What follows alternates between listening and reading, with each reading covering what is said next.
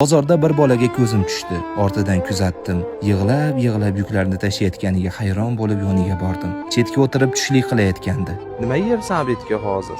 Non bilan bodring yeyapsanmi? Ishonasizmi? Shu payt azon ovozi eshitildi. Allohga nido qildim. Ey Alloh, bu bolani menga bejizga yubormading-a, dedim-da ko'zimdagi yoshni to'xtata olmadim. Isming nima? Abdulloh. Abdulloh. Nima yig'layapsan? Kerak tuzatish kerak dadamni. Mashinamga chiqardim. Uyga olib borishni so'radim.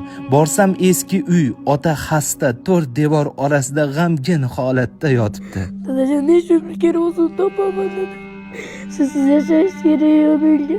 Men o'lishdan qo'rqmayman, bolalarim yetim qolishidan qo'rqaman xolos. Shu. To'masak yordamlar. Men chidolmadim. Og'riqli so'zlar ichimni tilka pora qildi.